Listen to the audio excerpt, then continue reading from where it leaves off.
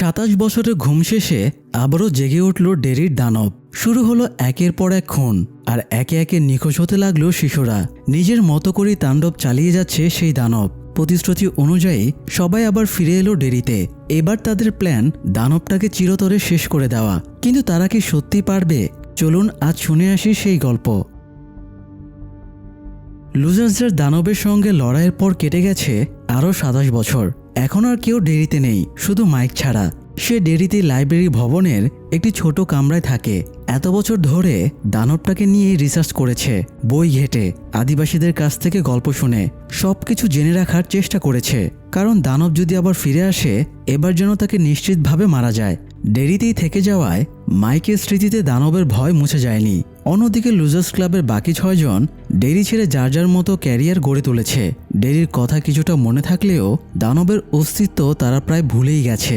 কারণ ডেরি ছেড়ে চলে গেলে ধীরে ধীরে এখানকার স্মৃতি ঝাপসা হয়ে যায়। তবুও ডেরি নিয়ে তাদের মনে এক অজানা আতঙ্ক রয়ে গেছে। কিন্তু কেন সেই ভয় তা তারা নিজেরাও জানে না। বিল এখন একজন বিখ্যাত লেখক। তার লেখা গল্প নিয়ে সিনেমা তৈরি হয়, আর সেই সিনেমাতেই অভিনয় করে তার স্ত্রী। বইগুলো জনপ্রিয় হলেও পাঠকরা তার গল্পের এন্ডিং কখনোই পুরোপুরি পছন্দ করে না। রিচি আগের মতোই কথা বলতে ভালোবাসে, ঠাট্টা মশকরা তার রক্তে। এখন সে একজন জনপ্রিয় স্ট্যান্ড আপ কমেডিয়ান। স্ট্যানলি, যে একসময় ছিল সবচেয়ে ভীতু আর শান্ত স্বভাবের, এখনও তেমনই আছে। এখন সে কর্পোরেট চাকরি করে, স্ত্রী সন্তান নিয়ে একজন গুছানো ফ্যামিলি ম্যান। এডি এখনও স্বাস্থ্য নিয়ে অতিরিক্ত সচেতন, জীবাণুকে ভয় পায় আগের মতোই। তার মা এখন আর বেঁচে নেই, কিন্তু মজার ব্যাপার হলো সে তার মায়ের মতোই মোটাসোটা এক হেলদি মহিলাকে বিয়ে করেছে। তো তার ওয়াইফ তার মায়ের মতোই এখনও তাকে শাসনে রেখেছে। এডি একটি ইন্স্যুরেন্স কোম্পানিতে রিস্ক অ্যানালিস্ট হিসেবে কাজ করে। বেভারলি একজন বিখ্যাত ফ্যাশন ডিজাইনার। সে বিয়ে করেছে এক অত্যন্ত ধনী লোককে। কিন্তু দুঃখের বিষয়, সেই সম্পর্ক সুখের নয়। তার স্বামী তাকে মানসিকভাবে নির্যাতন করে। সবচেয়ে বড় পরিবর্তন এসেছে বেনের জীবনে। এক সময়কার নাদোষ নদোষ বেন এখন লুজার্সদের মধ্যে সবচেয়ে সুদর্শন ও আত্মবিশ্বাসী মানুষ। সে একটি বড় বিল্ডার্স কোম্পানির মালিক, প্রচুর ধনী, কিন্তু এখনও বিয়ে করেনি। সব মিলিয়ে লুজার্সরা যার যার জীবনে ব্যস্ত এবং আপাতদৃষ্টিতে সুখেই আছে। ডেরি, লুজার্স ক্লাব কিংবা সেই ভয়ঙ্কর দিনগুলোর স্মৃতি সবই যেন ধীরে ধীরে হারিয়ে যাচ্ছে। তাদের মধ্যে আর কোনো যোগাযোগও নেই। 27 বছর পর ডেরির এক কার্নিভালে ঘটে যায় ভয়াবহ ঘটনা। সেখানে একটি সমকামী দম্পতিকে দেখে স্থানীয় কয়েকজন যুবক ক্ষিপ্ত হয়ে ওঠে। তারা দুজনকে ডেরির একটি ব্রিজে নিয়ে গিয়ে নির্মমভাবে নির্যাতন করে। তারপর একজনকে নদীতে ছুঁড়ে ফেলে দেয়। কিছুক্ষণ পর নির্যাতিত ব্যক্তির সঙ্গী তাকে বাঁচাতে ব্রিজ থেকে নদীর তীরে নেমে আসে। কিন্তু ততক্ষণে সব শেষ। ডেরির দানব ইতিমধ্যেই নদীতে পড়ে থাকা লোকটিকে টেনে নিয়ে গেছে ওপারের দিকে। হতভাগ্য সঙ্গীটি শুধু দেখতে পায় নদীর অপর পারে এক জোকার দাঁড়িয়ে তার প্রিয় মানুষটিকে কামড়ে খাচ্ছে। মুহূর্তের মধ্যেই চারপাশ ভরে যায় হাজার হাজার বেলুনে। সে আর কিছুই স্পষ্ট দেখতে পায় না। এই মর্মান্তিক ঘটনার খবর পেয়ে ঘটনাস্থলে আসে মাইক। নদীর পাড়ের ঝোপে সে আটকে থাকা লাল বেলুনের টুকরো খুঁজে পায়, আর ব্রিজের পিলারে রক্ত দিয়ে বড় বড় করে লেখা কাম হোম। এটা দেখি মাইকের আর বুঝতে বাকি থাকে না, দানব ফিরে এসেছে। সে একে একে লুজার্স ক্লাবের সবাইকে ফোন করে। পরদিনই জরুরি ভিত্তিতে ডেরিতে আসতে বলে। তাদের স্মরণ করিয়ে দেয় হাতের সেই কাটা দাগের কথা। তারা একসময় ব্লাড প্রমিস করেছিল, দানব ফিরে এলে তারা আবার একত্র হবে। ফোন রাখার পর প্রত্যেকের মধ্যেই অজানা এক ভয়ের অনুভূতি জাগে। কিন্তু কেন এই ভয় তা কেউই ঠিক বুঝতে পারে না। তবুও সবাই রওনা দেয় ডেরির উদ্দেশ্যে। এদিকে গভীর রাতে মাইক যখন বেভারলিকে ফোন করে, বাইরে তখন তুমুল বৃষ্টি। ফোনালাপ শুনে ফেলে বেভারলির স্বামী টম। সে সন্দেহ করে বেভারলি বুঝি কোনো পুরুষের সঙ্গে দেখা করতে যাচ্ছে। ক্ষোভে টম তার ওপর হাত তোলে। কিন্তু এবার বেভারলির সহ্যের বাঁধ ভেঙে যায়। হাতের কাছে থাকা ফুলদানিটি নিয়ে সে টমের মাথায় আঘাত করে। তারপর আঙ্গুল থেকে বিয়ের আংটি খুলে রেখে বৃষ্টির মধ্যেই বেরিয়ে পড়ে ডেরির পথে। অবশেষে সবাই ডেরির একটি ক্যাফেতে মিলিত হয়। প্রথমে কেউ কাউকে চিনতে পারে না, নাম ধরে ধরে পরিচয় দিতে হয়। সবচেয়ে বেশি অবাক হয় সবাই বেনকে দেখে, এত বড় পরিবর্তন। কিন্তু বিস্ময়ের চেয়েও বড় সত্য হলো বেন এখনও বেভারলিকে ভুলতে পারেনি। সে এখনও তাকে ভালোবাসে, নীরবে গোপনে। বেভারলি তা জানে না। খাবার টেবিলে বসে সবাই কুশল বিনিময় করে, নিজেদের বর্তমান জীবনের গল্প শোনায়। বিল আর বেভারলি কথা বলছিল। শৈশবের সেই ঘনিষ্ঠ সম্পর্ক তাদের মনে নেই, কিন্তু অদ্ভুত এক কানেকশন এখনও রয়ে গেছে। দূর থেকে সেসব লক্ষ্য করছিল বেন। হাসি আড্ডার মাঝেই হঠাৎ সবার খেয়াল হয় স্ট্যানলি এখনও আসেনি। কিন্তু কেন? ব্যক্তিগত আলাপ শেষ হলে মাইক হঠাৎ সবাইকে ডেরির সেই দানবের কথা মনে করিয়ে দেয়, জানায় ওটা আবার ফিরে এসেছে। কিন্তু তার কথা শুনে বাকিরা বিরক্ত হয়ে পড়ে। এত বছর পর শান্ত জীবনে আবার সেই দুঃস্বপ্ন টেনে আনার জন্য তারা মাইকের ওপর ক্ষোভ প্রকাশ করে। কিন্তু তখনই ওয়েটার এসে টেবিলে ফরচুন কুকিজ রেখে যায়। সাধারণত প্রতিটি কুকির ভেতরে একটি করে নোট থাকে, কিন্তু এবার যা ঘটে তা অস্বাভাবিক। প্রত্যেকে কুকি ভেঙে ভেতরে পায় একটি করে মাত্র শব্দ। শব্দগুলো একসাথে করলে দাঁড়ায় একটি বাক্য, guess Stanley could not cut it. এই বার্তা দেখেই সবার মধ্যে নেমে আসে চাপা আতঙ্ক। হঠাৎ করেই কুকির ভাঙা টুকরোগুলো থেকে অদ্ভুত সব প্রাণী বের হয়ে আসতে শুরু করে। তারা টেবিলের ওপর দিয়ে হামাগুড়ি দিয়ে এগিয়ে আসে। পাশে রাখা অ্যাকোরিয়ামের ভেতরে ভেসে ওঠে বিকৃত মানুষের মাথা। চারপাশে শুরু হয় বিভীষিকাময় দুঃস্বপ্ন। সবাই আতঙ্কে পাগল প্রায়। ঠিক তখন মাইক একটি চেয়ার তুলে নিয়ে চিৎকার করে বলতে থাকে, এসব কিছুই সত্যি না। তারপর সে চেয়ারে আঘাত করতে শুরু করে। সেই মুহূর্তেই শব্দ শুনে ওয়েটার ছুটে আসে, আর সাথে সাথেই সব ভয়ঙ্কর দৃশ্য মিলিয়ে যায়, যেন কিছুই ঘটেনি। ভীত ও অস্থির অবস্থায় সবাই রেস্টুরেন্ট থেকে বেরিয়ে আসে। ঠিক তখনই এক ছোট ছেলে রিচির সাথে কথা বলতে এগিয়ে আসে, কিন্তু রিচি তাকে আবার দানবের বিভ্রম ভাবে এবং চিৎকার করে ওঠে। সঙ্গে সঙ্গে ছেলেটির বাবা মা এসে তাকে সরিয়ে নিয়ে যায়। বাইরে বেরিয়ে বেভারলি মাইকের কাছ থেকে স্ট্যানলির ফোন নম্বর নেয়। কল করলে রিসিভ করে স্ট্যানলির স্ত্রী। সে জানায় স্ট্যানলি আত্মহত্যা করেছে। বেভারলি হঠাৎ জিজ্ঞেস করে, সে কি বাথটাবে আত্মহত্যা করেছে? স্ত্রী অবাক হয়ে জানায়, হ্যাঁ, স্ট্যানলি বাথটাবে হাতের রক কেটে আত্মহত্যা করেছে। এই খবর শুনে সবাই স্তব্ধ হয়ে যায়। আতঙ্কে তারা সিদ্ধান্ত নেয় ডেরিতে আর এক মুহূর্ত থাকা যাবে না। সবাই যে যার গাড়ি নিয়ে হোটেলে ফিরে যায়। উদ্দেশ্য একটাই, ব্যাগ গুছিয়ে শহর ছেড়ে পালানো। কেউই ডেরিতে মরতে চায় না। সবাই চলে গেলে বাকি থাকে শুধু মাইক আর বিল। মাইক বিলকে বলে, একমাত্র তুমিই পারবে ওদের আবার এক করতে। এরপর সে বিলকে নিজের বাসায় নিয়ে যায়। এরপর সে দেখায় সে কিভাবে দানবটাকে চিরতরে মারার উপায় খুঁজে পেয়েছে। অন্যদিকে 27 বছর আগে গুহা থেকে বেরিয়ে হেনরি নিজের বাড়িতে ফিরে গিয়েছিল। তখন পুলিশ তার বাবার মৃতদেহ মর্গে পাঠাচ্ছিল। হেনরির মানসিক অবস্থা তখন সম্পূর্ণ ভেঙে পড়েছিল। সে উন্মাদ হয়ে গিয়েছিল। বাবাকে হত্যার দায়ে তাকে জেলে নয়, পাঠানো হয়েছিল মানসিক হাসপাতালে। আজ 27 বছর ধরে হেনরি সেখানেই আছে। সে অপেক্ষা করছে কখন দানব আবার জেগে উঠবে।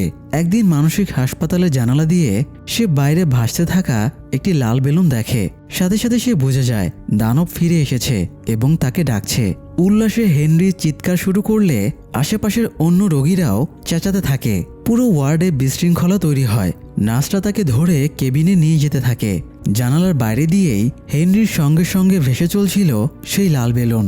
শেষ পর্যন্ত তাকে কেবিনে ঢুকিয়ে দরজা তালাবন্ধ করা হয়। কিন্তু হঠাৎ হেনরি দেখে তার কেবিনের ভেতর একটি টেবিলের নিচে সেই লাল বেলুন। বেলুনটি হাত দিয়ে সরাতেই সে দেখে একটি পচাগলা লাশ বসে আছে। এটি আর কেউ নয়, 27 বছর আগে ড্রেনে নিখোঁজ হওয়া তার সেই বন্ধু। জম্বিরূপী বন্ধুটি ধীরে ধীরে হেনরির দিকে এগিয়ে দেয় একটি ছুরি। এটা সেই ছুরি যেটা দিয়ে হেনরি তার বাবাকে হত্যা করেছিল। এবার দানবের উদ্দেশ্য কি? কেন দানবটা হেনরির বন্ধুর সেই জম্বিটাকে দিয়ে এই ছুরিটা পাঠালো? কি করতে যাচ্ছে হেনরি? যাই হোক, সেদিন রাতে ডেরি স্টেডিয়ামে একটি খেলা চলছিল। সেখানেই দানবটি জোনাকির লোভ দেখিয়ে এক ছোট মেয়েকে স্টেজের পেছনের অন্ধকার জায়গায় টেনে নেয় এবং নির্মমভাবে তাকে গ্রাস করে। একই রাতে হেনরি সে ছুরি দিয়ে সিকিউরিটি গার্ডদের হত্যা করে মানসিক হাসপাতাল থেকে পালিয়ে যায়। হাসপাতালের বাইরে একটি গাড়ি অপেক্ষা করছিল। স্টিয়ারিংয়ে বসেছিল সেই জম্বি, দানবের পাঠানো দূত। এদিকে মাইক বিলকে নিজের বাসায় নিয়ে আসে। সে জানায় গত 27 বছরে দানব নিয়ে সে বিস্তর গবেষণা করেছে, বই পড়েছে, স্থানীয়দের কাছ থেকে তথ্য সংগ্রহ করেছে, এমনকি বহুদূরের এক আদিবাসী জনগোষ্ঠীর সঙ্গেও দেখা করেছে যারা একসময় ডেরিতে বাস করত এবং দানবের বিরুদ্ধে লড়েছিল, যদিও তারা শেষ পর্যন্ত সফল হয়নি। মাইক বিলকে এক গ্লাস পানি দেয়। বিল সেটিকে সাধারণ পানি ভেবে খেয়ে নেয়, কিন্তু পানিতে মেশানো ছিল বিশেষ এক ধরনের ঔষধ যা মাইক আদিবাসীদের কাছ থেকে এনেছে। মাইক জানায় আদিবাসীরা এই পানীয় তাকে খাইয়েছিল, যার মাধ্যমে সে ভিশনের ভেতর দিয়ে জানতে পেরেছিল দানব কিভাবে পৃথিবীতে এসেছে, কিভাবে মানুষের ওপর আক্রমণ চালায়। ঔষধের প্রভাবে এবার বিলও সেই ভীষণ দেখতে শুরু করে। দানব সম্পর্কে অজানা সত্য তার সামনে খুলে যায়। আদিবাসীরা একটি কথা বলেছিল, প্রতিটি জীবিত সত্তাকেই তার নিজস্ব আকারের নিয়মের মধ্যে থাকতে হয়। এরপর মাইক একটি বাক্স দেখায়, একটি বিশেষ বাক্স যেটা আদিবাসীদের রিচুয়ালের মাধ্যমে দানবকে বন্দী করার জন্য ব্যবহৃত হয়। মাইক সেটি গোপনে নিয়ে এসেছে। এইসব দেখে বিলের মনেও নতুন আশার জন্ম নেয়, হয়তো এবার দানবকে সত্যি শেষ করা সম্ভব। দুজনেই তাড়াহুড়ো করে হোটেলের দিকে রওনা দেয়, বাকিদের থামানোর জন্য, যাতে কেউ দেরি ছেড়ে চলে না যায়। এদিকে হোটেলে পৌঁছে যায় বেন, বেভারলি, রিচি আর এডি। রিচি ও এডি নিজেদের রুমে যায় ব্যাগ গোছাতে, আর বেভারলি বারে বসে ড্রিঙ্ক নিতে শুরু করলে বেন তার পেছনে যায়। বেন হঠাৎ প্রশ্ন করে, স্ট্যানলি যে বাথটাবে আত্মহত্যা করেছে, তুমি এটা আগে থেকে কিভাবে জানলে? স্ট্যানলির স্ত্রী বলার আগেই তুমি সেটা বলে ফেলেছিলে, আমি শুনেছি। কিন্তু বেভারলি কিছু বলতে চায় না।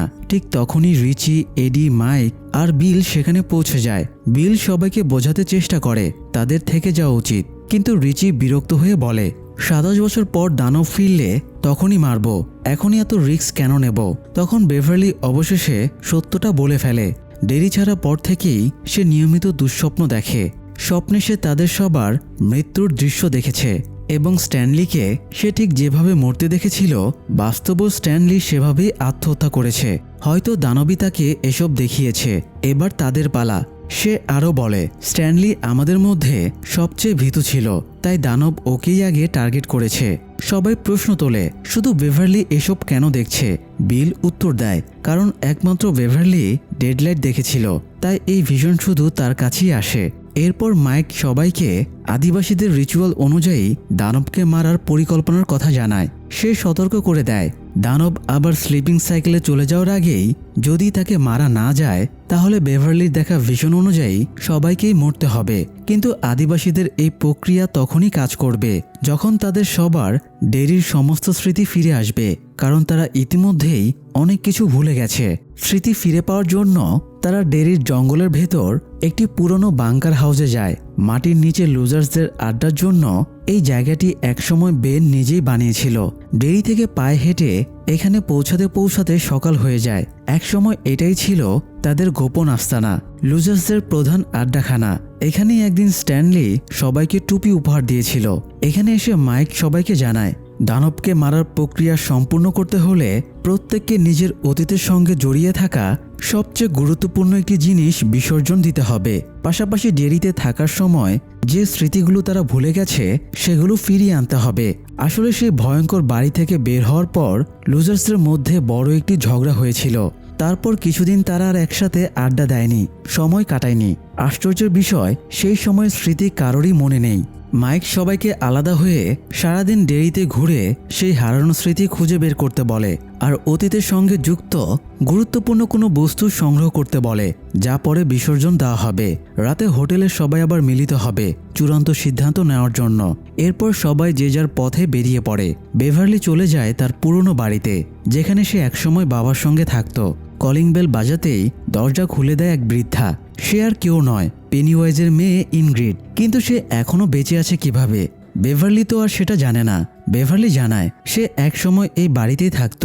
ইনগ্রিড তাকে ভেতরে আসতে আমন্ত্রণ জানায়, ড্রয়িং রুমে বসিয়ে চা বানাতে যায়। এই ফাঁকে বেভারলি দেয়ালের নিচের গোপন জায়গা থেকে একটি ফটো কার্ড বের করে নেয়। এটা সেই কার্ড যেটাতে বেন গোপনে তার জন্য কবিতা লিখেছিল। 27 বছর আগে বাবার হাত থেকে বাঁচাতে বেভারলি এটি এখানে লুকিয়ে রেখেছিল। কার্ডটি হাতে নিয়ে সে স্মৃতিতে ডুবে থাকে। ঠিক তখনই ইনগ্রিড চা নিয়ে আসে এবং ডেরি নিয়ে গল্প শুরু করে। বেভারলির মনে ধীরে ধীরে সন্দেহ জন্মায়। বৃদ্ধা বারবার বলছিল তার খুব গরম লাগছে। কথা বলতে বলতে সে জামার কলার নাড়ায়, আর তখন বেভারলি তার বুকে অদ্ভুত দাগ দেখতে পায়। বেভারলি উঠে চলে যেতে চাইলে ইনগ্রিড বাধা দেয়। ওভেনে বিস্কুট আছে, ওটা না খেয়ে তুমি যেতে পারবে না। বেভারলিকে বসিয়ে রেখে ইনগ্রিড কিচেনে যায়। এই ফাঁকে বেভারলি ঘর ঘুরে দেখতে থাকে। হঠাৎ তার চোখে পড়ে দেয়ালে টাঙানো একটি পুরনো ছবি। ছোট্ট ইনগ্রিড আর তার পাশে দাঁড়িয়ে পেনিওয়াইজ। ঠিক তখনই কিচেন থেকে ইনগ্রিড বলে, আমার বাবা ডেরির সার্কাসে কাজ করত। এবার বেভারলির সন্দেহ নিশ্চিত হয়ে যায়। হঠাৎ ইনগ্রিড বিকৃত ও ভয়ঙ্কর রূপে ফিরে এসে বেভারলির ওপর ঝাঁপিয়ে পড়ে। মুহূর্তের মধ্যে পুরো বাড়ি পরিণত হয় পুরনো ভুতুরে ধ্বংসস্তূপে। বেভারলি দরজা খুলতে চেষ্টা করে, কিন্তু দরজা খুলে না। ঠিক তখন দানব বৃদ্ধার রূপ ছেড়ে পেনিওয়াইজের চেহারায় বেভারলির সামনে আবির্ভূত হয়। আক্রমণের আগ মুহূর্তে বেভারলির শেষ শক্তি দিয়ে দরজা খুলে বাইরে বেরিয়ে আসে। বাইরে এসে সে দেখে বাড়িটি পুরোপুরি ভাঙাচোরা, পরিত্যক্ত। এখানে আসলে কেউ থাকে না। সবটাই ছিল দানবের সৃষ্টি, একটি মায়া বেভারলিকে ফাঁদে ফেলার জন্য। রিচি যায় সেই পুরনো গেমিং সেন্টারে, যেখানে একসময় লুজার্স ক্লাবের সঙ্গে ঝগড়ার পর সে নিয়মিত ভিডিও গেম খেলত। একদিন গেম খেলতে খেলতেই হেনরির দল এসে তাকে বুলিং করেছিল, আর সেদিনই গেমিং সেন্টার থেকে বের হওয়ার পর দানব তাকে আক্রমণ করেছিল। কিন্তু রিচি চোখ বন্ধ করে নিজেকে বুঝিয়েছিল এসব কিছুই সত্যি না, আর সেই বিশ্বাসেই সেদিন সে বেঁচে গিয়েছিল। আজ আবার সেই জায়গায় দাঁড়িয়ে পুরনো স্মৃতিগুলো ফিরে আসে। একসময় একাকিত্বে ভোগে সে ডেরির একটি ব্রিজে গিয়েছিল, যেখানে প্রেমিকরা নিজেদের নাম খোদাই করে রাখে। সেদিন রিচি তার নামের পাশে আরেকটি নাম লিখেছিল, কিন্তু কার নাম? এই স্মৃতি এতদিন সে ভুলেছিল। আজ হঠাৎ করেই তা ফিরে আসে। অতীতের স্মৃতি হিসেবে সে গেমিং সেন্টার থেকে একটি কয়েন নিয়ে নেয় বিসর্জনের জন্য। এরপর সে পার্কে গিয়ে বসে। আশেপাশে সাধারণ মানুষজন ঘুরে বেড়াচ্ছে, কিন্তু হঠাৎই ক্লাউনের রূপে দানব তার সামনে হাজির হয়। মুহূর্তের মধ্যে পার্কের সবাই স্তব্ধ হয়ে যায়, যেন সময় থেমে গেছে। দানব রিচিকে খেলতে ডাকে, নানা কথা বলে ভয় দেখায়। রিচি ভয় পেয়ে দৌড়ে পালায়। আসলে দানবের উদ্দেশ্য ছিল তাকে দুর্বল করে দেওয়া, শুধু ভয় দেখানো। এদিকে বিল উদ্দেশ্যহীনভাবে ডেরির রাস্তায় হাঁটছিল। হঠাৎ একটি পুরনো জিনিসের দোকানে এসে দেখতে পায় তার সেই ছোটবেলার সাইকেল, ভাঙা মরচে ধরা। কোনো দ্বিধা না করে সে বেশি দাম দিয়ে এই সাইকেলটি কিনে নেয়। তারপর সেটি নিয়ে ছেলেবেলার মতো শহর ঘুরতে বের হয়। শেষ পর্যন্ত সে এসে থামে সেই ড্রেনের মুখে, যেখানে ছোটবেলায় তার ভাই জর্জি নিখোঁজ হয়েছিল। লুজার্সেস থেকে আলাদা হয়ে যাওয়ার পর একাকিত্বে ভুগলে বিল মাঝে মাঝে এখানে এসে জর্জির নাম ধরে ডাকত। সে মনে মনে নিজেকে দোষী ভাবত ভাইকে বাঁচাতে না পারার জন্য। আজও অভ্যাসবশত সে ড্রেনের ভেতর উকি দেয়। হঠাৎ সে দেখে জর্জি দাঁড়িয়ে আছে, হাতে সেই কাগজের নৌকাটি। সে বিলকে ডাকছে, নৌকাটি নিতে বলছে। বিল হাত বাড়িয়ে বলে, আমার হাত ধরো, ওপরে উঠে আসো। কিন্তু জর্জি শুধু নৌকাটি নিতে বলে বারবার। হঠাৎ অসংখ্য মৃত শিশুর হাত বিলের হাত আঁকড়ে ধরে। তাদের ভেতর থেকে দানবের হাতও যখন টানতে থাকে, ঠিক তখনই সেই হাতগুলো বিলকে ছুঁড়ে ফেলে রাস্তায়। বিল উঠে তাকিয়ে দেখে তার হাতই রয়েছে সেই কাগজের নৌকা। ঠিক তখনই রেস্টুরেন্টে দেখা সেই ছোট ছেলেটি সেখানে আসে। এখানে তারা ডেরির একটি বাড়িতে থাকে। বিল ছেলেটির হাত ধরে তাকে ড্রেন থেকে দূরে সরিয়ে নেয়, সতর্ক করে বলে, ওখান থেকে যদি কিছু তোমাকে ডাকে কখনো কাছে যেও না। ছেলেটি জানায়, বেসিনের হোল থেকে ছোট ছোট বাচ্চারা আমাকে ডাকে। বিল আটকে ওঠে। সে বুঝতে পারে দানব এবার এই শিশুটিকেই টার্গেট করেছে। বিল তাকে বোঝাতে চেষ্টা করে যেন বাবা মাকে বলে দ্রুত ডেরি ছেড়ে চলে যায়, কিন্তু ছেলেটি কিছুই বোঝে না, বরং বিলকে অদ্ভুত লোক ভেবে বসে। সে বলে, আমি ডেরির সার্কাসে যাচ্ছি। তারপর স্কেটবোর্ডে করে চলে যায়। বিল হতাশভাবে তাকিয়ে থাকে। সে জানে বিপদ ইতিমধ্যেই কাছাকাছি, কিন্তু তার কিছুই করার নেই। শুধু অতীতের স্মৃতি হিসেবে তার হাতে রয়ে যায় জর্জির সেই কাগজের নৌকাটি। যাই হোক, বেন স্মৃতিচারণ করতে তার স্কুলে যায়, সেই জায়গায় যেখানে একসময় একা থাকার সময় দানবটা তাকে আক্রমণ করেছিল। স্কুলে পৌঁছে তার মনে পড়ে একটি ভুলে যাওয়া দিন। ক্লাস শেষে সবাই বেরিয়ে গেলে সে একা ক্লাসরুমে বসেছিল। হঠাৎ দানবটা বেভারলি রূপ ধরে তার সামনে আসে এবং তাকে মানসিকভাবে দমিয়ে দেওয়ার চেষ্টা করে। বলে সে মোটা, বোকা, আর বেভারলি কোনোদিনই তাকে পছন্দ করবে না।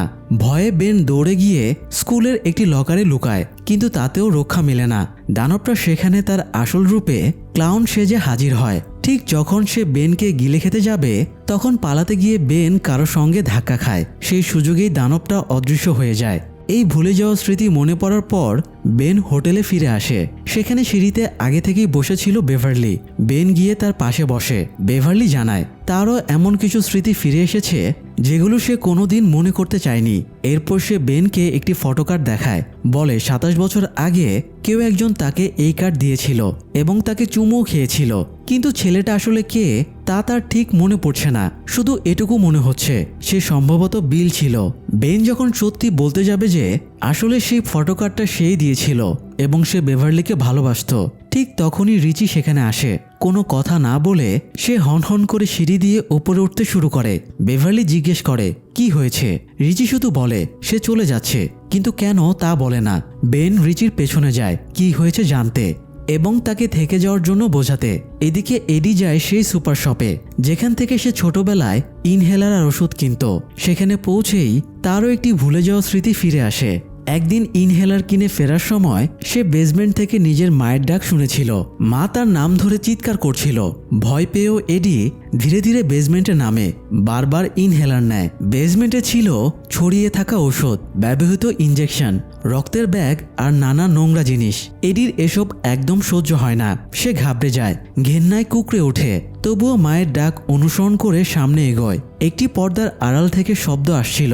পর্দা সরিয়ে সে দেখে তার মা বাঁধা অবস্থায় পড়ে আছে, আর কিছুটা দূরে মানুষের মতো আকৃতির মুখ ঢাকা একটি জিনিস চেইনে আটকানো। সেটি ধীরে ধীরে তার মায়ের দিকে এগিয়ে আসছে। মা তাকে বাঁধন খুলে দিতে বলে। এডি ভয় পেলেও এগোয়, কিন্তু বাঁধন খুলতে না খুলতেই জিনিসটা আরো কাছে চলে আসে। হঠাৎ তার মুখের পর্দা খুলে যায়। এডি দেখে জার্মসে ভরা এক জম্বির মতো বিকৃত মুখ। সে আর সহ্য করতে পারে না। নিজের মাকে রেখেই সেদিন পালিয়ে গিয়েছিল, কিন্তু বাস্তবে সেটা তার মা ছিল না, সবই দানবের তৈরি বিভ্রম। বর্তমানে সুপার শপে দাঁড়িয়ে এসব মনে পড়তে এডি আবার বেসমেন্টে নামে। এবারও দানবটা আগের সেই রূপে তাকে আক্রমণ করে, কিন্তু এবার এডি ভয় পায় না। সে দানবটার গলা চেপে ধরে। তখন দানবটা তার ওপর ঘিন ঘিনে রক্ত বমি করে। তবুও এডি কোনোভাবে বেসমেন্ট থেকে বেঁচে বেরিয়ে আসে। এরপর সে সুপার শপ থেকে বের হয়ে সোজা হোটেলের দিকে রওনা দেয়। হোটেলে পৌঁছে বেভারলির সামনে পড়লেও তাকে উপেক্ষা করে সে সোজা নিজের রুমে উঠে যায়। কিছুক্ষণ পরেই বিল সেখানে আসে। সে বেভারলিকে জিজ্ঞেস করে বাকিরা কোথায়। বেভারলি জানায় রিচি চলে যেতে চাইছে, তাই বেন তাকে মানাতে গেছে, আর এডি ওপরে নিজের রুমে উঠেছে। সবাই ভয়ে আছে, মানসিকভাবে ভেঙে পড়েছে। এ সময় বিল স্নেহভরে বেভারলিকে জড়িয়ে ধরে। ঠিক তখনই বেভারলির মনে পড়ে ডেরি ছাড়ার আগে বিলের সঙ্গে তার সেই চুমুর মুহূর্ত। আবেগের টানে সে আবারও বিলকে চুমু খায়। হঠাৎ হোটেলের সিঁড়ি বেয়ে গড়িয়ে গড়িয়ে একটি স্কেটবোর্ড নিচে নেমে আসে। বিল আর বেভারলি বুঝে যায় এটা দানবেরই কাজ। বেভারলি আতঙ্কিত হয়ে বিলকে জিজ্ঞেস করে তারা পালাবে কিনা। বিল উত্তর দেয় পালিয়ে আর কোথায় যাব, ও তো সবখানেই আছে। স্কেটবোর্ডটি তাদের সামনে এসে থেমে যায়। এর ওপর ধীরে ধীরে রক্ত ভেসে উঠতে থাকে। বিল পাশের একটি ল্যাম্পস্ট্যান্ড দিয়ে স্কেটবোর্ড উল্টে দেখে সেখানে রক্ত দিয়ে লেখা একটি বার্তা, নিজের ভাইয়ের মতো এই বাচ্চাটাকেও মরতে দিবি। বেভারলি হতভম্ব হয়ে জিজ্ঞেস করে এসব কি হচ্ছে। বিল জানায় রেস্টুরেন্টে তারা যে বাচ্চাটিকে দেখেছিল এবার দানবের টার্গেট সেই, এবং সে যে করেই হোক বাচ্চাটিকে বাঁচাবে। বেভারলি কিছু বলার আগেই বিল দ্রুত বেরিয়ে যায়। এদিকে রিচি বেনকে বোঝায় সে চলে যাবে না, তাই বেন নিজের রুম থেকে বের হয়ে আসে। কিন্তু রিচি আসলে মিথ্যা বলেছিল। বেন বের হতেই রিচি নিজের ব্যাগ নিয়ে বারান্দা দিয়ে চুপি চুপি হোটেল ছাড়ে। পার্কিং থেকে গাড়ি নিয়ে সে একা চলে যায়। অন্যদিকে এডি ওয়াশরুমে নিজের মুখে লেগে থাকা নোংরা রক্ত ধুচ্ছিল।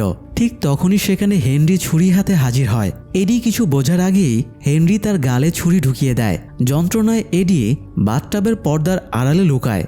হেনরি এগিয়ে এলে এডি নিজের গাল থেকে ছুরি বের করে হেনরির বুকে বসিয়ে দেয়। এরপর রক্তাক্ত অবস্থায় কোনো রকমে ঘর থেকে বেরিয়ে আসে।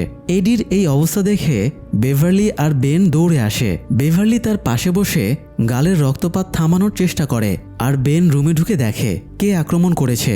গিয়ে দেখে ওয়াশরুমের জানালা ভেঙে হেনরি নিচে নেমে গেছে। বুকে ছুরি বসার পরেও তার কিছুই হয়নি, বরং সে বেনের দিকে তাকিয়ে হাসতে হাসতে ছুরিটা বের করে ফেলে। এরপরে নিজের গাড়িতে ওঠে যেখানে তার জম্বি বন্ধু ড্রাইভ করছিল এবং দ্রুত চলে যায়। এদিকে বিল সার্কাসে পৌঁছে দেখে সেই বাচ্চাটা একটি তাঁবুর ভেতর ঢুকছে যেখানে আছে মিরর রুম। বিল বাচ্চাটার পিছু নেয়, কিন্তু সে তাকে বাঁচাতে পারে না। তার চোখের সামনেই দানবটা বাচ্চাটিকে মেরে খেয়ে ফেলে। বাচ্চাটার আর বিলের মাঝখানে ছিল একটি স্বচ্ছ কাচের দেয়াল। তাই বিল সব দেখেছে, কিন্তু কিছুই করতে পারেনি। নিজের ভাইকে হারানোর পুরনো যন্ত্রণা আর দানবের প্রতি তীব্র ক্ষোভ এই মুহূর্তে বিলের ভেতরে আগুনের মতো জ্বলে ওঠে। তো যাই হোক, রিচি যখন ডেরি ছেড়ে যাওয়ার জন্য গাড়ি চালাচ্ছিল, চার্চের সামনে এসে হঠাৎ তার একটি স্মৃতি ফিরে আসে। যেদিন স্ট্যানলিকে ব্যাপটাইজ করা হয়েছিল, সবার সামনে তাকে প্রাপ্তবয়স্ক হিসেবে ঘোষণা দেওয়া হচ্ছিল, সেদিন রিচিও সেখানে উপস্থিত ছিল। সেই অনুষ্ঠানে স্ট্যানলি নিজের বাবাকে উপেক্ষা করে সবার সামনে দাঁড়িয়ে বলেছিল সে একজন লুজার আর আজীবন লুজারই থেকে যাবে। এই স্মৃতি মনে পড়তেই স্ট্যানলির মৃত্যুর কথা ভেবে রিচি ভেঙে পড়ে। দানবের প্রতি তার ভেতরে জমে থাকা আক্রোশ আরও তীব্র হয়। সে সিদ্ধান্ত নেয় ডেরি ছেড়ে পালাবে না, বরং থেকে গিয়ে দানবটাকে মারার রিচুয়াল সম্পন্ন করবে। এদিকে মাইক লাইব্রেরিতে ছিল। হঠাৎ তার সামনে ভেসে ওঠে সেই ভয়ঙ্কর ভীষণ, তার বাবা মাকে আগুনে পুড়ে মরতে দেখার দৃশ্য, যা দানব তাকে দেখাচ্ছিল। মাইক আতঙ্কিত হয়ে পড়ে। ঠিক তখনই সেখানে হেনরি এসে তাকে আক্রমণ করে। মাইক হেনরির সঙ্গে পেরে উঠছিল না। হেনরি তার ওপর চেপে বসে ছুরি দিয়ে মারতে যায়, ঠিক যেমনটা 27 বছর আগেও করতে চেয়েছিল। ঠিক সেই মুহূর্তে রিচি এসে একটি ছুরি দিয়ে হেনরির মাথায় আঘাত করে। সঙ্গে সঙ্গে হেনরি মারা যায়। কিন্তু রিচি এই হত্যার ধাক্কা সামলাতে পারে না। সে হতভম্ব হয়ে পড়ে, তারপর সঙ্গে সঙ্গেই বমি করে ফেলে। এ সময় তাদের খুঁজতে খুঁজতে বেন, বেভারলি আর এডি সেখানে পৌঁছে যায়। এডির গালে ব্যান্ডেজ, সে আপাতত ঠিক আছে। মাইক তখন জিজ্ঞেস করে বিল কোথায়, কিন্তু বিলের অবস্থান কেউ জানে না। সেদিন রাতেই তাদের রিচুয়াল করার কথা। তারা বিলকে কল করে। বিল তখন সার্কাসে। ফোন রিসিভ করে বিল জানায় সে একাই দানবটাকে মারতে যাচ্ছে, কারণ এসব কিছু শুরু তার থেকেই। 27 বছর আগে সেই সবাইকে দানবের মুখোমুখি নিয়ে গিয়েছিল, যার ফলে প্রায় সবাই মারা যেতে বসেছিল। সে আর কাউকে হারাতে পারবে না, তাই সে সবাইকে ডেরি ছেড়ে চলে যেতে বলে আর নিজে একাই দানবের সাথে লড়াই করার জন্য রওনা দেয়। কিন্তু লুজার্সরা বুঝে যায় বিল দানবকে মারতে গেলে কোথায় যাবে, সেই পুরনো ভুতুরে বাড়ি যেখান থেকে একবার তারা দানবকে হারিয়েছিল। তাই সবাই একসাথে আবারও সেই বাড়ির দিকে রওনা হয়। বিল যখন ভুতুরে বাড়িতে পৌঁছায়, তখন বাকিরাও সেখানে এসে যায়। তারা বিলকে বলে একসাথে না থাকলে দানবকে মারা সম্ভব নয়। আর 27 বছর আগে রিচি যেমন বলেছিল লুজার্সরা কখনো বন্ধুকে একা ফেলে না। সবাই একসাথেই ভুতুরে বাড়িতে প্রবেশ করে। ভেতরে ঢুকে তারা যখন চারপাশ পর্যবেক্ষণ করছিল, হঠাৎ দরজা বন্ধ হয়ে যায়। বেন, মাইক, বেভারলি একদিকে আর রিচি, এডি ও বিল আরেক দিকে আটকা পড়ে যায়। হঠাৎ বেনের পেটে কাটা দাগ ভেসে ওঠে, যেন অদৃশ্য কেউ সেখানে কিছু লিখছে। অসহ্য যন্ত্রণায় বেন ছটফট করতে থাকে। মাইক তখন সামনে থাকা একটি আয়নায় দেখতে পায় ক্লাউনটি বেনের পেছনে বসে ছুরি দিয়ে তার শরীর কাটছে। ক্লাউনটি যখন বেনের গলায় ছুরি বসাতে যায়, ঠিক তখন বেভারলি দৌড়ে গিয়ে আয়নাটি ভেঙে ফেলে।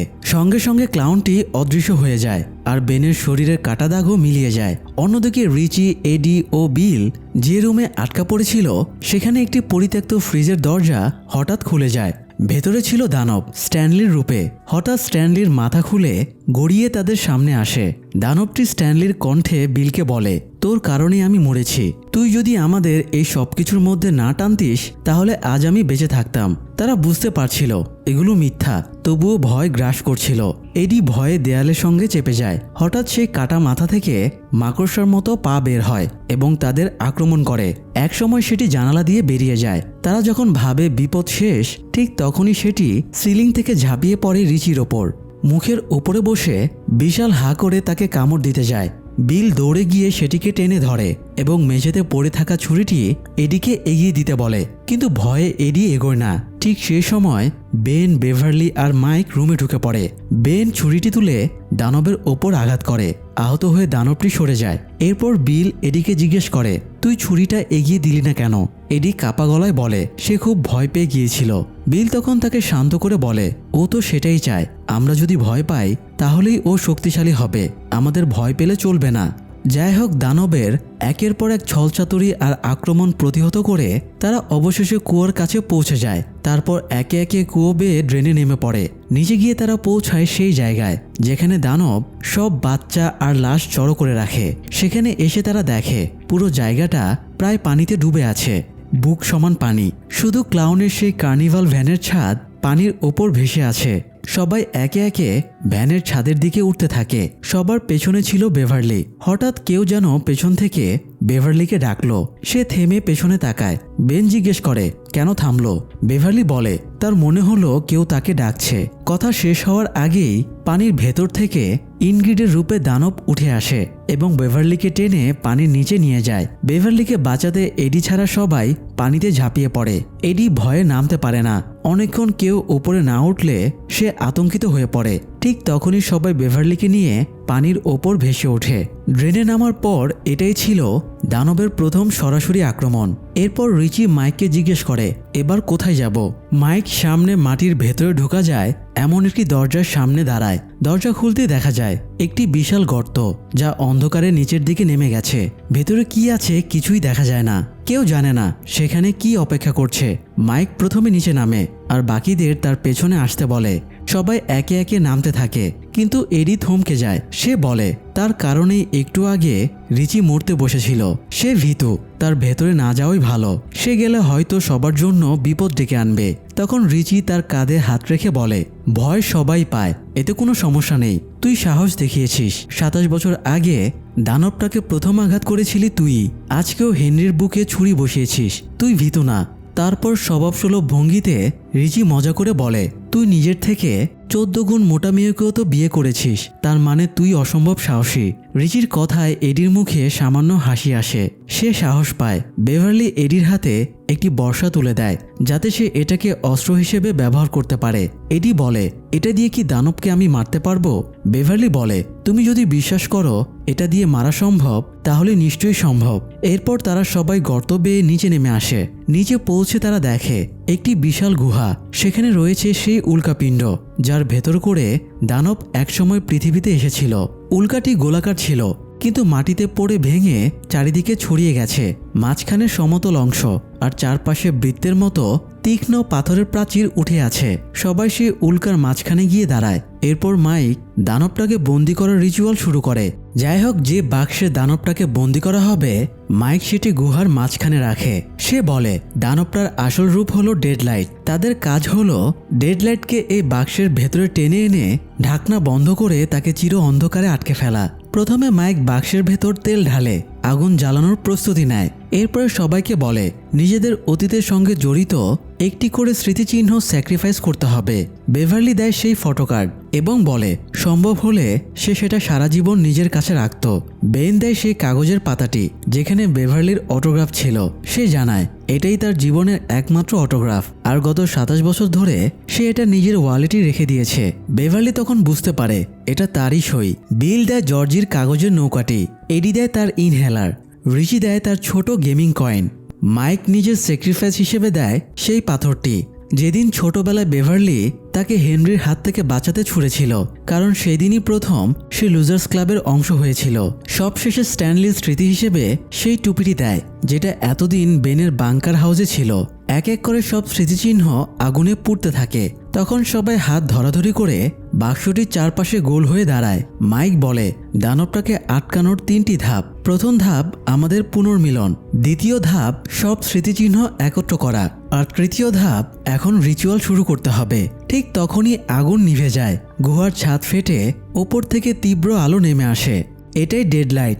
মাইক চিৎকার করে বলে কেউ যেন এই আলোয় না তাকায়। সবাইকে চোখ বন্ধ করে একসাথে বলতে হবে আলোকে নিভিয়ে দাও। সবাই চোখ বন্ধ করে বারবার কথাটি বলতে থাকে। দীর্ঘ সময় পর সেই আলো ধীরে ধীরে সংকুচিত হয়ে বাক্সের ভেতরে ঢুকে যায়। মাইক দ্রুত বাক্সের ঢাকনা বন্ধ করে দেয় কিন্তু রিচুয়াল ব্যর্থ হয়। বাক্সের ভেতর থেকে একটি লাল বেলুন ফুলতে থাকে। ধীরে ধীরে সেটি বিশাল আকার নেয়, তারপর বিকট শব্দে ফেটে যায়। লুজার্সরা সবাই চারদিকে ছিটকে পড়ে। প্রচণ্ড শব্দে এক একজনের কানে তালা লেগে যায়। কিছুক্ষণ পর সবাই উঠে এক জায়গায় জড়ো হয়। রিচি ক্ষুব্ধ হয়ে মাইককে জিজ্ঞেস করে রিচুয়ালটা কাজ করলো না কেন। ঠিক তখনই উল্কাপিণ্ডের মাঝখান থেকে দানবটা বেরিয়ে আসে, এবার এক বিশাল ক্লাউনের রূপে। দানবটা বলে মাইক তোমাদের পুরো সত্য বলেনি। এর আগেও আদিবাসীরা এই রিচুয়াল দিয়ে আমাকে আটকাতে চেয়েছিল কিন্তু আমি তাদের সবাইকে মেরে ফেলেছি। এই কথা শুনে সবাই মাইকের ওপর রেগে যায় তাদেরকে মৃত্যুর মুখে ঠেলে আনার জন্য। এদিকে দানবটা আরো বিকৃত ও ভয়ঙ্কর আকার নেয়। মুখ থাকে ক্লাউনের মতো কিন্তু শরীর হয়ে যায় অসংখ্য পাওয়ালা মাকড়সার মতো এক দানবীয় রূপ। সে গর্জে ওঠে গত 27 বছর ধরে আমি তোমাদের সবাইকে স্বপ্নে দেখেছি। এতদিন পর আবার তোমাদের হাতে পেয়েছি। এবার প্রশ্ন একটাই, এইবার কি লুজার্সরা পারবে দানবটাকে সত্যি শেষ করতে? যাই হোক, দানবটা এবার সরাসরি তাদের ওপর আক্রমণ শুরু করে। তার সুরের মতো ধারালো পা দিয়ে সবাইকে মারিয়ে দিতে চায়। চারিদিকে আতঙ্ক ছড়িয়ে পড়ে, যে যার মতো দিক বিদিক শূন্য হয়ে পালাতে থাকে। মাইক একটি পাথরের আড়ালে আশ্রয় নেয়। এডি আর রিচি একটি সুড়ঙ্গে ঢুকে পড়ে, আর দানবের একটি সুর তাদের পিছু নেয়। অন্যদিকে বিল পানিতে ঝাঁপ দেয়, কিন্তু ওপরে উঠতে পারে না। ওপরে উঠতে গিয়ে বুঝতে পারে শক্ত এক আবরণ পথ আটকে রেখেছে। দূরে আলো দেখে সে বুঝে নেয় সেদিক দিয়ে বের হওয়া যাবে, তাই সাঁতরে আলোর দিকে এগোয়। এদিকে বেন আর বেভারলি একটি সুড়ঙ্গ ধরে পালাতে গিয়ে হঠাৎ থেমে যায়। সামনে আর কোনো পথ নেই। ঠিক তখনই তাদের পায়ের নিচের মাটি কাঁপতে থাকে। মুহূর্তের মধ্যে দুপাশে দুটি দরজা তৈরি হয়, আর দুজন দুদিক ছিটকে গিয়ে দরজার ভেতরে ঢুকে পড়ে। বেভারলি নিজেকে আবিষ্কার করে ডেরি হাই স্কুলের সেই পুরনো ওয়াশরুমে, যেখানে সে একসময় বুলিগালদের হাত থেকে বাঁচতে লুকিয়েছিল। আর বেন নিজেকে পায় তার বানানো সেই বাংকার হাউসে। এদিকে এডি আর রিচি সুড়ঙ্গ দিয়ে এগোতে থাকে, আর তাদের পেছনে দানবের সুর ধাও করে। কিন্তু একসময় সেটি আর ভেতরে ঢুকতে পারে না, ফিরে যায়। তারা সামনে দেখে তিনটি দরজা, ঠিক ছোটবেলায় ভুতুরে বাড়িতে রিচির সামনে যেমন এসেছিল। ভয়ানক দরজাটি খুলতেই কোমর থেকে নিচের অংশহীন একটি দেহ তাদের দিকে তেড়ে আসে। তারা আতঙ্কে দরজাটি বন্ধ করে দেয়। এরপর কম ভয়ানক দরজা খুলে দেখে একটি ছোট কিউট কুকুর। তারা যখন ভাবছে এই পথ নিরাপদ, ঠিক তখনই কুকুরটি বিকৃত রূপ নিয়ে আক্রমণ করতে আসে। বাধ্য হয়ে সেই দরজাও বন্ধ করে দেয়। শেষমেশ তারা যেদিক থেকে এসেছিল সেই পথ ধরেই ফিরে যায় গুহার দিকে। অন্যদিকে বিল সাঁতরে আলোর দিকে গিয়ে উপরে উঠে আসে। সে আবিষ্কার করে সে দাঁড়িয়ে আছে তাদের পুরনো বাড়ির বেসমেন্টে, যেখানে একদিন সে জর্জিকে দেখেছিল। তার চোখের সামনে আবার ভেসে ওঠে সেই পুরনো দৃশ্য। ছোট বিল টর্চ হাতে জর্জিকে ডাকছে।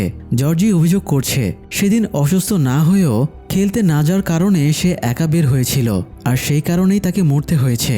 ছোটবেলার বিল অপরাধবোধে ভেঙে পড়ে। ঠিক তখন বর্তমানের বিল সামনে এসে তাকে বোঝায়, তোর কোনো দোষ নেই, খেলতে ইচ্ছে না হওয়া অপরাধ না, জর্জির মৃত্যুর তোর কারণে হয়নি। কিন্তু জর্জি হঠাৎ বিকৃত রূপ নিয়ে বলে তোকেও মরতে হবে। সে আক্রমণ করতে এলে বিল একটুও ভয় পায় না। সে জর্জির রূপে থাকা দানবটাকে পানিতে চেপে ধরে রাখে যতক্ষণ না সেটি নিস্তেজ হয়। এরপর ছোটবেলার বিল মাইকের বন্দুক হাতে নিয়ে বর্তমানের বিলকে গুলি করতে চায়। দুইবার শট করেও কিছু হয় না। তখন বর্তমানের বিল বন্দুক ছিনিয়ে নিয়ে ছোটবেলার নিজের মাথায় গুলি করে। সঙ্গে সঙ্গে দানবটি বিলের শৈশব রূপ ছেড়ে আসল রূপে ফিরে আসে এবং তাকে গিলে খেতে আসে। বিল দ্রুত যে পথ দিয়ে এসেছিল সেই পথেই গুহার দিকে ফিরে যায়। এদিকে ওয়াশরুমে বেভারলি রক্তে ডুবে যেতে থাকে, আর বাংকারে বেন মাটির নিচে আটকে পড়ে। দানব বেনকে দুর্বল করার চেষ্টা করে। তুই যত সফলই হোস না কেন, ভেতরে ভেতরে তুই সেই ছোটবেলার ভীতু বেনই। কিন্তু বেভারলি ভয় পায় না। সে দরজা খুলে বের হয়। বেনের আওয়াজ অনুসরণ করে তাকে বাংকার থেকে উদ্ধার করে। দুজন সেই জায়গায় ফিরে আসে যেখানে তারা আলাদা হয়েছিল। বেন বেভারলির ওপর পড়ে যায়। বেভারলি ফটোকার্ডের কবিতার একটি লাইন বলে। বেন পরের লাইনটি বলে। বেভারলি তখন বুঝে যায় তার সেই গোপন প্রেমিক আর কেউ নয়, বেনি। এরপর একে একে সবাই গুহায় ফিরে আসে, যেখানে দানব অপেক্ষা করছে। মাইক সামনে এগিয়ে গিয়ে বলে, আমি তোকে ভয় পাই না, আমি জানি তুই আসলে কি। দানব একটি সুর দিয়ে মাইককে পেঁচিয়ে মারতে যায়। ঠিক তখন রিচি চিৎকার করে বলে, তুই একটা লুজার, তাই অন্যদের ভয় দেখিয়ে শক্তি জোগাড় করিস। দানব ক্ষিপ্ত হয়ে মাইককে ছেড়ে রিচির দিকে তাকায় এবং তার মুখ হা করে ডেডলাইট দেখায়। ডেডলাইটের আলোয় রিচি হিপনোটাইজ হয়ে যায়। দানব তাকে উপরে তুলে ফেলে। ঠিক সেই মুহূর্তে এডি জীবনের সবচেয়ে বড় সাহসিক কাজটি করে ফেলে। সে হাতে থাকা বর্ষা দানবের মুখ লক্ষ্য করে ছুঁড়ে মারে। বর্ষা দানবের গলায় আটকে যায়। ব্যথায় দানব পেছনে পড়ে গিয়ে উল্কাপিণ্ডের তীক্ষ্ণ প্রান্তে বিদ্ধ হয় এবং নিস্তেজ হয়ে যায়। ডেডলাইট বন্ধ হতেই রিচি নিচে পড়ে যায়। এডি দৌড়ে গিয়ে তাকে ডাকতে থাকে, আমি ওকে মেরে ফেলেছি রিচি, আমি পেরেছি। রিচির জ্ঞান ফিরে আসে, কিন্তু ঠিক তখনই দানব আবার নড়ে ওঠে। একটি সুর এডির বুকে গেঁথে দেয় এবং তাকে শূন্যে তুলে ছুঁড়ে ফেলে। এডি গুহারি একটা গর্তের ভেতর দিকে পড়ে যায়। সবাই তখন দৌড়ে এডির কাছে যায়, কিন্তু সেই গর্তের মুখ ছোট হওয়ায় বিশাল আকৃতিতে থাকা এই ক্লাউনরূপী দানব ভেতরে যেতে পারে না, বাইরে অপেক্ষা করতে থাকে। তো এডির কাছে সবাই গেলে এডি বলে যখন তীরটা দানবের মুখে লেগেছিল আঘাতটা বড় না হলেও এটা ভয় পেয়ে গেছে, নিজেকে ছোট ভেবেছে, যে কারণে এটার শক্তি কমে গিয়েছিল।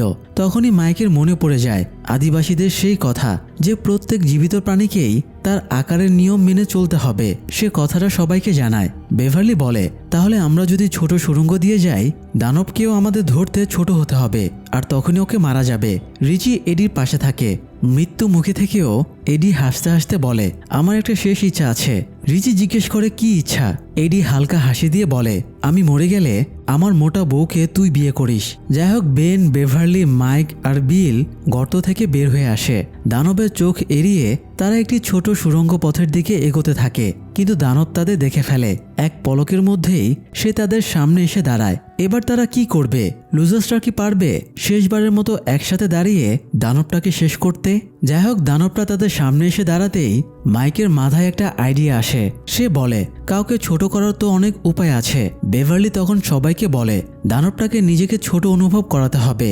এটা শুনে দানবটা গর্জে উঠে বলে সে নাকি ব্রহ্মাণ্ডের রক্ষাকর্তা, কোনোভাবেই ছোট নয়। মাইক তখন বলে তোমার রক্ষাকর্তা হওয়া আমাদের জন্য তো কোনো কাজে লাগেনি। এরপর একে একে সবাই দানবটাকে জোকার, কার্টুন, ভীতু বলে ঠাট্টা করতে থাকে। চারিদিক থেকে এসব কথা শুনে দানবটা আর নির্দিষ্ট কোনো রূপ ধরে রাখতে পারে না। ক্রমাগত অপমান আর তাচ্ছিল্যে সে নিজেকে ছোট অনুভব করতে থাকে, আর ধীরে ধীরে সত্যি আকারে ছোট হয়ে যায়। রিচিও উঠে এসে বাকিদের সঙ্গে যোগ দেয়। এক পর্যায়ে দানবটা এতটাই ছোট হয়ে পড়ে যে তার শক্তি প্রায় শেষ হয়ে যায়। মাইক তখন তার বুক চিরে হার্ট বের করে আনে। সবাই মিলে সেই হার্ট হাত দিয়ে মুচড়ে পিষে ফেলে। সঙ্গে সঙ্গে দানবটা মারা যায় আর ডেডলাইট নিভে যায়। দানবটার মৃত্যু হতেই সবাই এডির কাছে ছুটে যায়, কিন্তু ততক্ষণে এডি মারা গেছে।